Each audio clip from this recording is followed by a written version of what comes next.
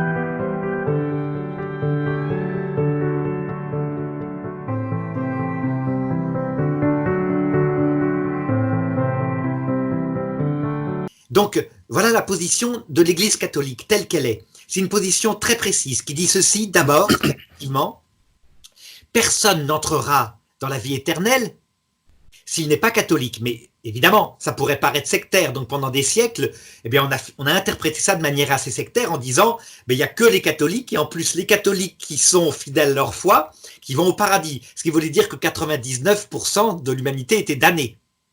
Ça, c'est la théologie plutôt de saint Thomas d'Aquin qui faisait que les gens étaient tenus par une certaine peur quand même dans le comportement. Évidemment, le pape Pie XII a donné la juste interprétation de ça, à savoir c'est d'abord être catholique dans le sens profond du terme, ça veut dire aimer Dieu et aimer son prochain par la vertu théologale de charité.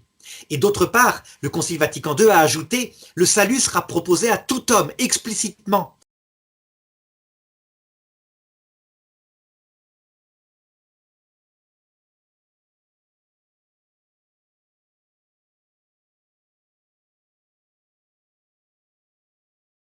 Ce qui fait que après la mort, les seuls qui sont damnés, c'est ceux qui sont en état de blasphème contre l'Esprit Saint.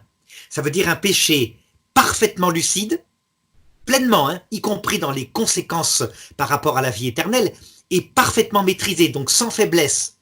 Ce qui veut dire en gros que sur terre, il peut être commis par des théologiens, la plupart des autres péchés mortels sont des péchés de faiblesse ou des péchés de bêtise et d'ignorance. Et puis d'autre part, pour qu'il y ait pleine connaissance, il est commis à l'heure de la mort, au moment du retour du Christ.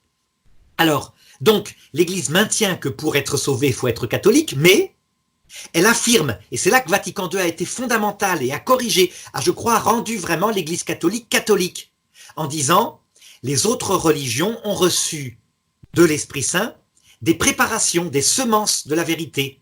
Alors, le Concile Vatican II ne cite pas les témoins de Jéhovah, mais on peut les citer, c'est fondamental.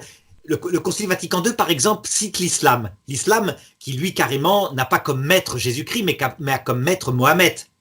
Et donc dit, il y a des semences de vérité malgré tout. Alors chez les témoins de Jéhovah qui ont comme maître Jésus-Christ, qui lisent l'Évangile, eh bien, je vais les citer, c'est facile à déduire, même si c'est pas dans le Concile.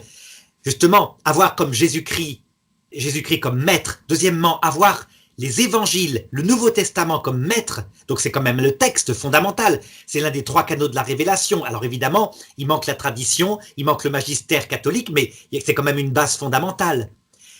Et alors se comporter bien, se comporter droitement, avec une interprétation qui certes n'est pas celle totalement de l'Église catholique au point de vue dogmatique, mais quand même. Alors, est-ce que les témoins de Jéhovah sont l'antéchrist ? Les catholiques répondent très nettement, on n'est pas damné à cause d'une erreur en théologie. Personne ne va être damné à cause d'une erreur en théologie quand elle est sincère. On peut être damné à cause d'un refus de la vérité quand elle est pleinement manifestée. C'est un péché contre l'Esprit Saint, c'est le premier des péchés contre l'Esprit Saint.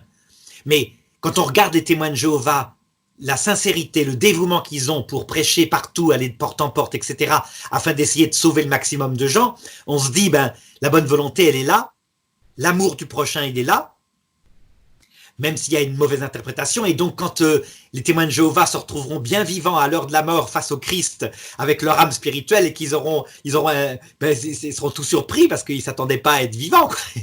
Oui, donc ça veut dire que les témoins de Jéhovah deviennent catholiques dans le sens profond du terme. Ça veut dire qu'ils adhèrent au Christ qui est Dieu, vrai Dieu fait homme, accompagné des saints et des anges. Tout simplement, c'est tout naturel. Sauf évidemment, parmi les témoins de Jéhovah, ceux qui sont très méchants, très orgueilleux, qui diront avec le Christ « Ah, c'est ça l'évangile » et qui le refuseront pour choisir l'enfer. L'enfer étant de la liberté égoïste. Mais je ne sais pas ce que tu en penses, Luc, mais en voyant tes frères témoins de Jéhovah, ceux que tu fréquentais avant, on voyait que la plupart du temps, quand même, c'était des gens sincères, des gens qui cherchaient Dieu, comme ils pouvaient. Je pense. Alors, donc, en tout cas pour nous, on n'est jamais damné pour une doctrine fausse. Alors je sais que c'est quelque chose qui fait assez hurler la théologie plutôt traditionnaliste ou plutôt intégriste, mais je vais citer une phrase de Saint Jean Chrysostome, un grand docteur de l'Église du IVe siècle, qui exprime les choses. Il dit ceci, pour bien montrer ce qui constitue le salut, même si la théologie est très importante, parce que connaître la nature de Dieu, ne pas se tromper, c'est fondamental. Il dit, donnez-moi 2 attelages pour une course de chars. Vous verrez, dans un des attelages, il y a la vérité catholique, dans sa plénitude, avec comme deuxième cheval l'orgueil, le fait d'être dur, d'être méchant, d'être orgueilleux. Et l'autre attelage, ce sera l'hérésie. Donc nous, catholiques, on considère la théologie des témoins de Jéhovah comme une hérésie, évidemment, mais accompagnée de l'humilité, de l'amour du prochain, l'amour de Dieu et l'amour du prochain. Eh bien, devinez, dit Saint Jean Chrysostome, quel est l'attelage qui gagnera la course ? Alors, qu'est-ce que tu répondrais, Luc, à ça ? À ton avis, il a répondu, évidemment, l'attelage de l'hérésie à cause du cheval de l'humilité. Bien sûr, ce que le Christ a manifesté, c'est que les gens, quels qu'ils soient, il y avait des gens qui d'ailleurs prêchaient à son époque, qui faisaient des miracles en son nom sans même le suivre. Jean voulait les arrêter avec le feu du ciel. Il l'a grondé. Il a dit, mais laissez-le. Celui qui est avec moi peut pas être contre moi demain. Donc, c'est un regard profond œcuménique qui dirait, avec respect les témoins de Jéhovah et leur courage, admet tout à fait que c'est une hérésie. Donc, il y a plein de bêtises, c'est toujours trop fondamentaliste, etc. Mais la bonne volonté est là, l'humilité est parfois là, la vertu, la recherche de la vertu est parfois là. Et donc, pour nous, c'est pas l'antichrist. C'est quelque chose qui approche du Christ. Il y a des semences de la vérité, en tout cas. Voilà un petit peu, Luc, je crois que j'ai résumé. Si tu as des questions à me poser, non? Non, c'était très bien. Très clair. Bon, voilà. Alors, c'est à toi. Je vais essayer d'être aussi clair que toi. Donc, nous, par ma connaissance, la définition de ce terme s'applique surtout à ceux qui nient l'enseignement biblique de Jésus et qui s'opposent à son royaume. Donc, quand on parle de l'antichrist, on parle être contre Christ ou prendre la place de Christ. Alors, ça peut englober des individus, ça peut englober des nations, ça peut englober des gouvernements. Généralement, on met aussi un point d'accent sur le fait que les nations peuvent prétendre faussement, on va dire, représenter Christ pour faire avancer les choses, ou voire même directement s'arroger cette qualité. Nous, on le voit à partir de l'organisation sur l'ensemble des empires, tels que l'empire américain, par exemple les États-Unis, où ils parlent de mettre le placement de leur base à Jérusalem, le retour des Juifs par les chrétiens sionistes, etc., où ils s'arrogent le droit d'être à la place du Messie. Bon, c'est vrai qu'on a vraiment un point là-dessus, où pour nous, les Américains, c'est vraiment l'heure juste de ce qu'on doit regarder sur les actualités. Après, effectivement, il y a notre proximité entre nos deux religions, mais il faut bien se distinguer puisqu'on n'a pas le même développement. Alors, pour t'expliquer ma théologie, je vais partir sur 5 points. Le premier point, c'est ceux qui nient que Jésus est Christ. Qui a nié que Jésus? Alors, c'est vrai qu'aujourd'hui, beaucoup d'entre nous attendent l'Antichrist. Moi, je l'entends dire, quand est-ce que bientôt l'Antichrist il va venir? Il a été choisi. Alors que non, il est déjà apparu à l'époque des apôtres. Le premier Antichrist, c'est ceux qui ont nié quand Jésus est venu au monde, qui ont nié qu'il était le Messie. C'est les mêmes personnes, en fait, qui voulaient conserver leur pouvoir. C'était des hauts fonctionnaires, et ces hauts fonctionnaires, lorsqu'ils ont compris qu'ils pouvaient être le Messie, ça ne les intéressait pas parce qu'ils allaient perdre leur position initiale. Donc, du coup, effectivement, de donner la place à Jésus, il n'en était pas question. Il était mieux de le mettre au bois, cloué, de manière à s'en débarrasser et à substituer cette place en lui refusant même la venue du royaume de Jéhovah. Est-ce que sous ce rapport-là, vous leur reprochez d'abord leur orgueil ou est-ce que vous leur reprochez leur erreur, leur hérésie? Est-ce que c'est ça qui fait que vous les définissez comme antéchrist? Non, c'est parce que d'abord à cause de leur orgueil qui fait qu'ils refusent sa théologie. Voilà, pour nous, on est d'accord, c'est surtout sur l'orgueil. Il y a l'erreur qui va suivre. En fait, il peut y avoir un bon orgueil comme un mauvais. On peut être des fois orgueilleux et puis de dire, bon, il faut reconnaître que les Écritures, l'interprétation. Alors, nous, on ne va pas jusqu'à dire que le judaïsme en lui-même est antichrist, puisque l'essence même du judaïsme, c'était d'annoncer le Messie. Et quand le Messie est arrivé, forcément, c'est ceux qui l'ont interprété, qui interprètent comme aujourd'hui les Écritures, qui font et qui prennent des décisions et dont les gens vont suivre. À l'époque de Jésus, beaucoup de Juifs pensaient que c'était lui le Messie. On a compris très rapidement qu'en fait, dans l'orgueil, parce que c'était pas une erreur en soi. À l'époque, ces hauts fonctionnaires, ils ont fait mettre Jésus au bois, c'est qu'il y avait bien une raison. C'est que dans les anciens textes, lorsque quelqu'un mourait au bois, Dieu s'en détournait. Et c'est pour ça qu'à un moment donné, Jésus, lorsqu'il va mourir, il va dire, Père, pourquoi m'as-tu abandonné? Parce qu'en fait, t'es mort sur le bois, t'es la malédiction. Et c'est pour ça que les personnes ont pensé, beaucoup de Juifs ont pensé, mais on pensait que c'était lui le Messie, on le retrouve dans les évangiles de Luc. Oui. Et c'était vraiment très triste. Ils ont pensé, mais simplement, alors on nous dit c'était les Juifs qui ont fait ça. Non, c'était, quand on parle d'une foule, c'était une foule qui était contenue dans un temple, ça allait pas loin par rapport à toute une ville. Ce sont être des Sanhédrin, quoi, une quinzaine de personnes. Voilà. Même a été mis à part, puis il y avait leurs clients qui hurlaient par bêtise, comme ils ne savaient pas ce qu'ils faisaient, parce qu'ils étaient. De toute façon, c'était évident, on aurait peut-être hurlé avec, vu qu'il était crucifié. Ah oui, et puis quand Jésus était porté vers son sacrifice, puisqu'il était l'anneau du Dieu qui enlève le péché du monde, puisqu'il était porté à ça, il est vrai qu'à un moment donné, ceux qui hurlaient, qui lui jetaient, qui lui tiraient la barbe, on sait très bien qu'à ce moment-là, c'était ceux qui étaient proches de ces hauts fonctionnaires et qui étaient complètement enragés, mais ce n'était pas l'ensemble des Juifs, puisqu'il y en a qui pleuraient par rapport à cela. Donc déjà, pour nous, ça c'est Antichrist. Donc ça veut dire que l'Antichrist, il est... Oui. Le fait que, par exemple, nous, catholiques, mais aussi les orthodoxes et les protestants, reconnaissons Jésus comme le Christ, comme le Messie, mais pas comme vous. est-ce que nous sommes antichrist? Ah ben ça, je reviendrai tout à l'heure quand je vais arriver au catholicisme. Là, je t'explique déjà les 5 points par rapport à nous. Ça va. Si tu veux, parce qu'en gros, si tu veux, par rapport à ce que Paul disait, c'est déjà de juger ceux qui sont dans ta congrégation. Ceux qui seront à juger d'extérieur, c'est Jéhovah qui le fera. C'est pas à nous de juger les gens d'extérieur. Premièrement, ceux qui ne reconnaissent pas le Christ, d'accord? Voilà. Deuxièmement, c'est ceux qui s'opposent à Jésus, au oint du Dieu. Et puis, c'est surtout ceux qui s'opposent aussi à qu'il soit le chemin et la vérité et la vie. Et là, on va parler de l'islam. L'islam, effectivement, ils reconnaissent aussi Jésus comme quelqu'un qui était différent des autres, qu'il est né sans papa, sans maman, du moins par une vierge, pardon. Ça, ils le reconnaissent, mais ils ne le reconnaissent pas comme le Fils de Dieu.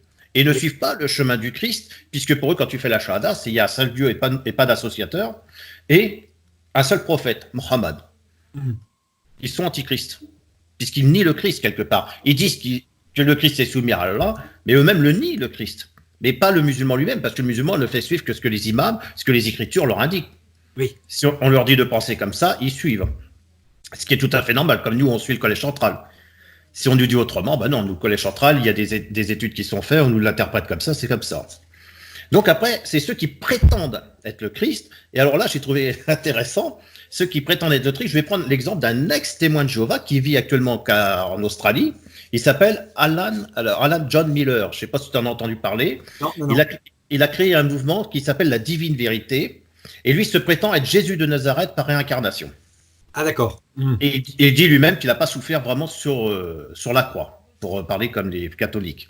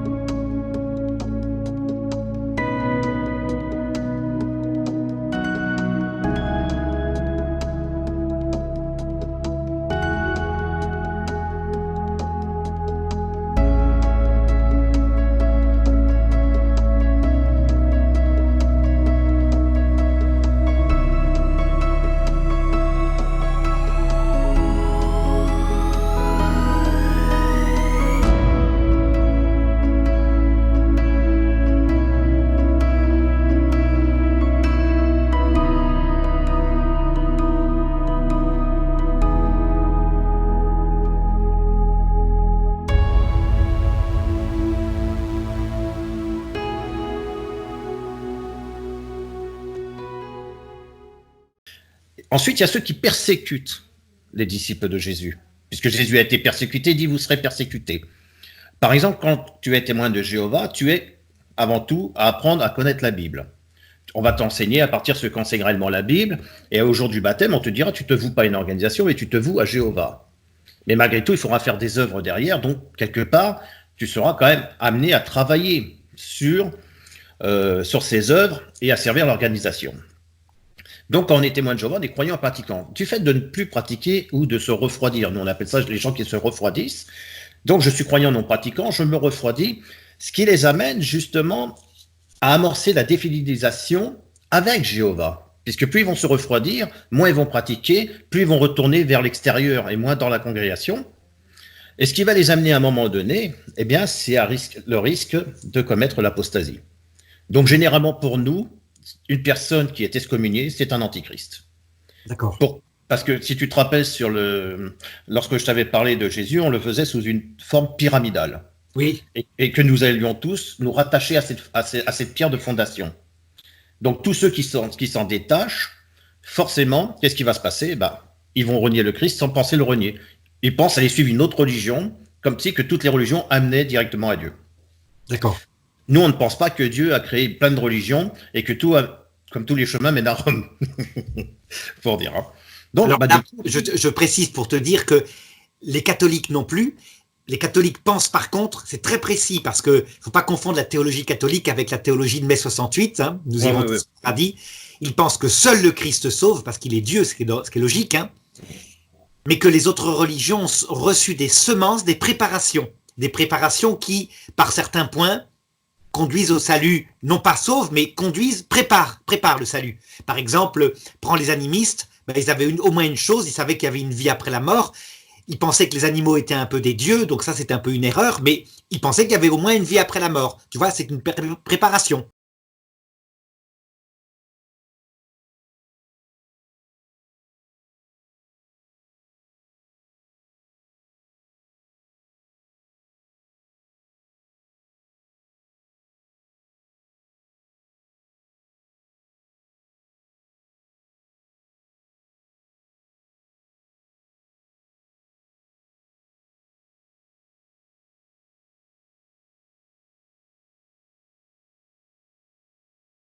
Je laisse continuer.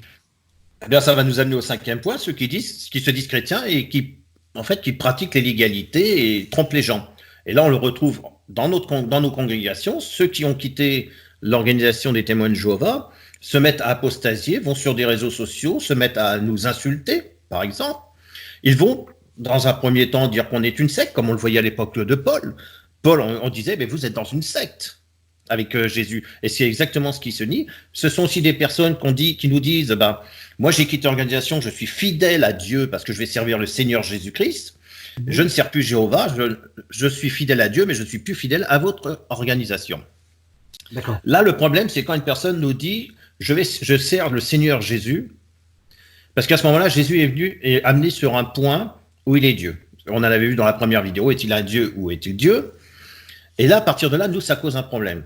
Ensuite, le deuxième problème, c'est que les gens, vont aussi être amenés, puisqu'ils vont suivre la théologie, donc la Trinité, vont être amenés à suivre aussi certaines philosophies sur l'âme qui vit après la mort, parce que ça, c'est ce que les témoins de Jéhovah nous reprochent un petit peu aux catholiques. Hein, c'est pas un reproche, c'est qu'ils se sont appuyés aussi sur des philosophies pour pouvoir amener à l'explication des âmes qui vivent après une fois que l'être humain est mort.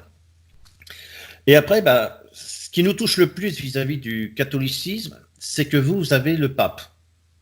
Nous, dans le cadre de notre théologie, si tu veux, l'Église catholique a modifié le sens. C'est-à-dire que la congrégation chrétienne qui ne se trouve pas, l'échange entre Jésus et Pierre portait sur l'identité et le rôle qu'avait le Christ, et non pas sur le rôle que serait dévolu à Pierre. Ceci, on le voit quand il discute avec Simon-Pierre, il lui dit, je bâtirai mon église, sur les paroles de Pierre. Pour nous, le fondement et la bâtisse, c'est le Christ, c'est pas Pierre. Mais nous, on est tout à fait d'accord. Le fondement, la bâtisse, c'est le Christ. Mais tu remarqueras quand même que dans cette parole-là, il fonde l'Église sur la foi dans le fait que Pierre a dit qu'il était le Messie, mais il change aussi le nom de Pierre. Et après, il lui dit, c'est prier pour que ta foi ne défaille pas. Il lui confie une mission, sois le berger de mes brebis. Donc, tu vois, voilà. Oui, mais ce que je veux dire, c'est qu'à partir de Pierre, je suppose que c'est là où vous êtes amené à la tradition.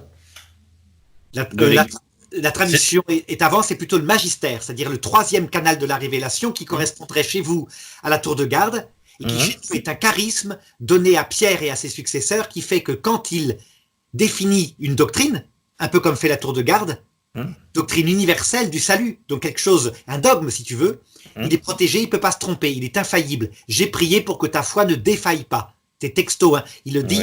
Et ensuite, il annonce que Pierre va le renier quand le coq aura chanté 3 fois, etc. Ça veut dire que ça ne concerne pas son comportement personnel, mais uniquement son enseignement, si tu veux, son enseignement du dogme. Parce que, par exemple, moi j'avais noté Pierre chapitre 16, versets 13 et 17, où on voit que Pierre, il a quand même écrit plus tard que Jésus était la pierre sur laquelle était bâtie la Absolument. congrégation. La seule Donc, pierre, c'est comme vous, c'est Jésus, c'est évidemment. Et Pierre, enfin Pierre, le pape n'est qu'une pierre déléguée, provisoire. Le temps de la vie terrestre, c'est une aide, c'est un instrument. Mais voilà. l'Église est fondée absolument sur Jésus, le seul rocher. Ça, c'est Voilà. évident. Donc, On est d'accord là-dessus. Hein. bah, je pense que voilà, c'est juste le petit, bah, on va dire ces petites nuances qui fait que ça nous détache. C'est pas tellement des nuances parce que je t'ai dit, on est assez proche. Vous, la tour de garde, c'est un petit peu pour l'équivalent de Pierre pour nous. Ouais, mais si tu veux, nous, Pierre, Pierre pour nous, si tu veux, quand Jésus il dit qu'il est le chef de l'Église et après nous sommes soumis au chef de l'Église, il parle pas de Pierre, il parle des apôtres dans son ensemble, il spécifie pas que ça soit justement que Pierre. C'est vrai que c'est sur Pierre qu'a été bâti quelque chose, sur sa foi, mais par contre, Paul aussi va identifier la pierre angulaire de fondement, tu vois, si tu veux, on le retrouve partout. Comme vous. Regarde, Ce qui- le fondement n'est pas la tour de garde, le fondement chez vous, c'est le Christ. Bah oui. Et la tour de garde, vous lui obéissez. Bah exactement, parce que disons que c'est un support pour nous pour comprendre les Écritures. Voilà. Donc voilà, c'est exactement le même rapport, hein, je crois. Sauf que nous, on a en plus la tradition, vous l'avez perdu puisque la tour de garde est fondée au 19e siècle. Nous, les papes se succèdent hein, avec les premiers dogmes qui interviennent au 4e siècle. Voilà. Après ce qu'on constate, c'est que puisque vous parlez du premier pape, c'était Pierre, on est bien d'accord là-dessus. Oui. Donc le pape, c'était l'évêque de Rome, c'était le chef de l'Église catholique. Oui. Donc je ne sais pas si on peut l'appeler comme un chef de l'Église, parce que puisque le chef c'est Jésus-Christ, Un chef délégué, un serviteur, délégué. Un peu comme quand Jésus dit n'appelez personne mon père. Nous on appelle nos prêtres mon père, mais évidemment c'est une paternité par délégation. Voilà. De même que ton papa, tu devrais pas l'appeler ton père, papa. Et en fait, si, évidemment, mais par délégation, Dieu l'a vraiment fait ton père, etc. C'est ça que ça veut dire. Donc, on a une interprétation très précise de ces textes-là. Hein. Non, il n'y a pas de souci. Ce que j'appuie là-dessus, c'est surtout pour si des témoins de Jéhovah nous regardent, puisqu'ils comprennent aussi, vous, le catholicisme. Parce que je dis souvent le catholicisme, à cause, on m'avait posé la question pourquoi, c'est souvent parce qu'il y a eu une séparation avec les orthodoxes, quoi. Il y a eu un schisme à ce moment-là sur certains rejets. Sur certains refus. Ils n'ont pas le rôle du pape. Ils ont uniquement la tradition et l'écriture. Ça correspondrait donc davantage bien aux chiites, aux musulmans chiites, si tu veux.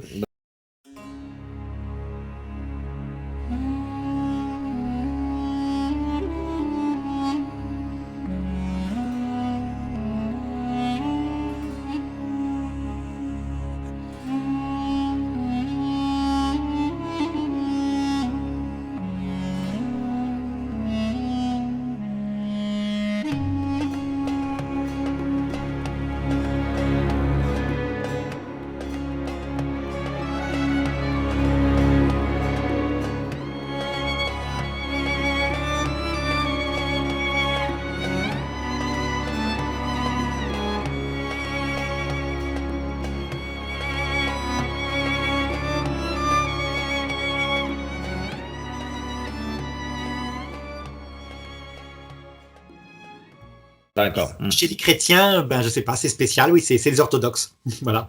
Okay. Après, le fait que le titre de pape, pour moi, apparaît dans les documents sous le premier concile de Nicée. Oui. On est d'accord en 325. Ah oui, le Pierre est appelé, il est appelé Pierre, quoi. Pierre, Képhas, voilà. le rocher en grec. Rocher. Et donc, on devrait appeler le pape rocher.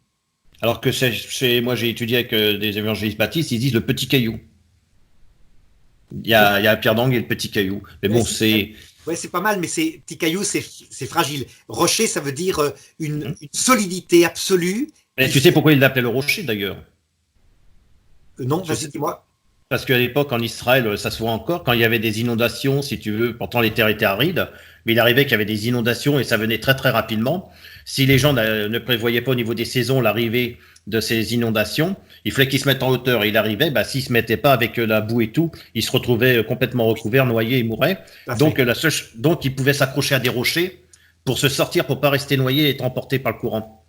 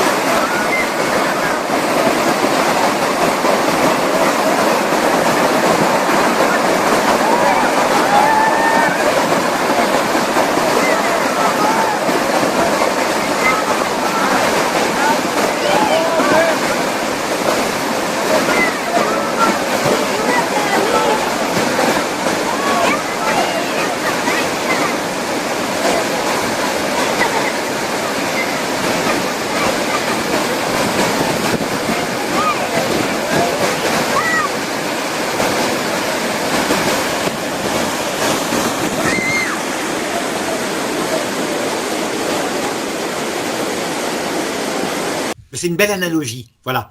Pour nous, les papes, tu vois, peuvent être pécheurs, assassins, tu as des papes de toutes les sortes au cours de l'histoire, mais sur l'enseignement de la véritable doctrine, il y a une infaillibilité. Effectivement, on constate que quand ils proclament un dogme, il n'y a jamais de contradiction, alors que tous les autres évêchés, comme par exemple Alexandrie, Constantinople, les patriarcats, il y a eu des grands hérétiques qui sont nés dedans, qui ont contredit la foi catholique, pas à Rome. C'est étonnant. Alors ça n'empêche pas qu'il y a eu des papes assassins, des papes tout ce que tu veux, pédophiles, des papes de 15 ans au Xe siècle. Enfin, voilà, c'est spécial.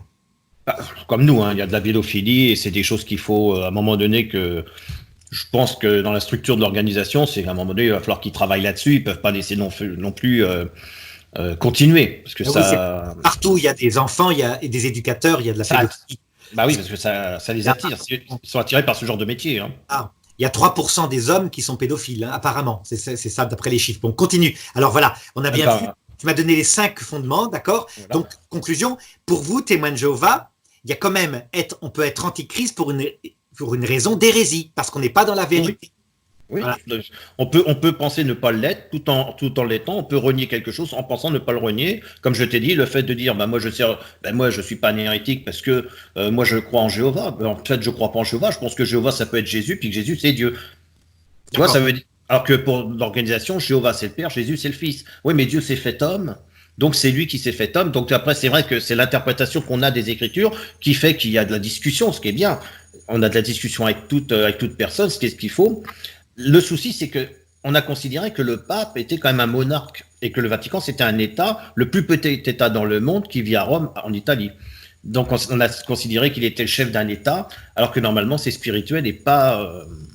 Tout à fait. Parce que l'Église, en fait, il faut savoir qu'une Église, c'est pas le lieu commun où on va qu'on appelle l'Église. Normalement, l'Église, c'est Jésus. Et nous sommes le corps qui appartiennent. L'Église, après, c'est une construction qui a permis aux gens de se retrouver. Bien sûr, un peu comme il y a des temples témoins de Jéhovah. Ça veut dire qu'il faut être très clair. Tout ça, c'est des instruments provisoires. Les États du Vatican ont été fondés à un moment donné parce qu'il avait davantage une autonomie politique, ce qui a été très compliqué puisque le peuple de Rome lui-même, quelquefois, faisait les papes. Donc, ils ont fini par fuir en Avignon. Ça a duré plus de 100 ans pour être tranquille, quoi. Mais ça, c'est des instruments. Je dirais par contre, en théologie, ce qui est important à comprendre chez les catholiques, c'est ce rôle de Pierre délégué avec un charisme particulier qui correspondrait à la tour de garde. Alors, je voudrais préciser aussi une chose. Pour nous, évidemment, un hérétique est quelque part un antéchrist, mais je voulais préciser, ça ne veut pas dire qu'il ira en enfer. Ça ne veut pas dire qu'il ira en enfer. Il est quelque part antéchrist parce qu'il ne donne pas la vérité plénière du Christ, mais la vérité s'imposera à l'heure de la mort, quoi, quand il verra le Christ. Heureusement, c'est-à-dire le Christ lui-même ne damne que des gens qui obstinément refusent tout repentir. Donc, voilà, c'est l'orgueil satanique, quoi. C'est des démons satanés, voilà, des péchés contre l'Esprit Saint. Continue, je te laisse parler. Voilà, nous aussi, c'est pareil. Tu sais très bien qu'une personne qui va être amenée à un moment donné, même s'il est antichrist, on en avait parlé dans le millénarisme, là, tout le monde se reverra une nouvelle chance. Donc la personne, à ce moment-là, elle aura pleinement la vérité de comprendre que elle était dans l'erreur, qu'elle a fait des mauvais choix et que ces choix aujourd'hui, elle peut maintenant c'est vraiment cette vérité puisqu'elle sera dans le monde nouveau. Hein, elle commencera du moins à arriver dans le monde nouveau. Il y aura les 1000 ans.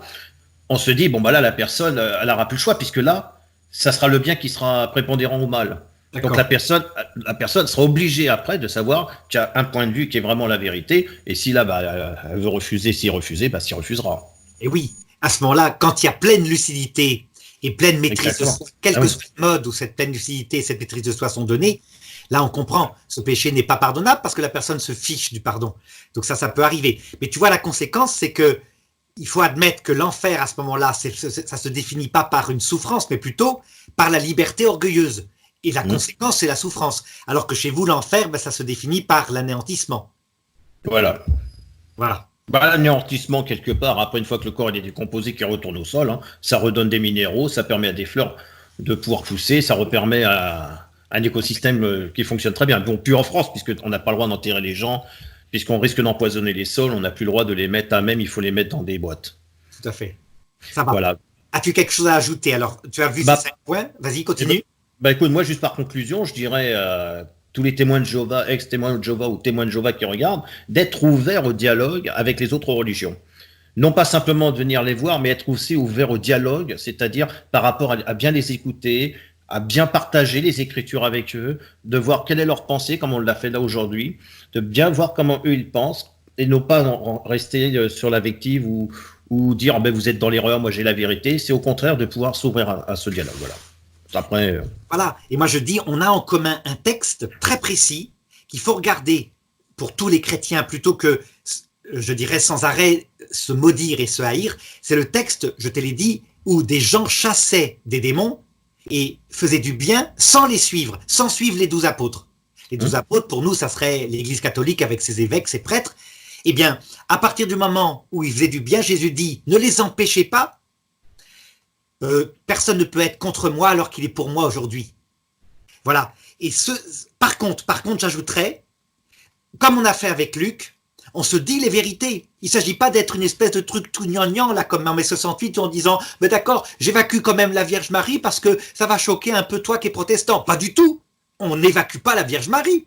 Ça veut dire, on la garde précisément parce qu'elle a un rôle fondamental dans ce sens qu'il lui confie un véritable apostolat sur nous. Pareil avec toi, témoin de Jéhovah, tu m'as dit ta vérité, je t'ai dit ma vérité, on se respecte. Voilà le vrai œcuménisme. Hein. Alors évidemment, à l'Esprit Saint, s'il le veut, de convaincre l'autre. Et ça, c'est une grâce. La foi est un don de Dieu. Donc ça ne nous appartient pas à nous de convaincre, il nous appartient à nous de dire notre vérité. Exactement.